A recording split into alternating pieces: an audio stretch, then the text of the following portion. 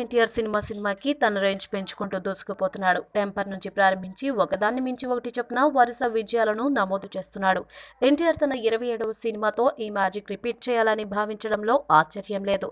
పవర్తో prove చేసుకుని సదర్ గబ్బర్ సింగ్ తో డీలా పడ్డ బాబీ డైరెక్షన్లో ఎన్టీఆర్ మరుసటి చిత్రం రూపొందుతున్న సంగతి తెలిసిందే.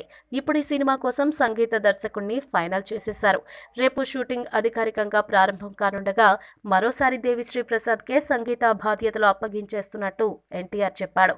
నాన్నకు ప్రేమతో, జనతా గ్యారేజ్ మూవీలతో వరుసగా 2 సక్సెస్లు సాధించిన ఎన్టీఆర్ దేవిశ్రీలకు ఇది హ్యాట్రిక్ కాంబినేషన్ కానుంది.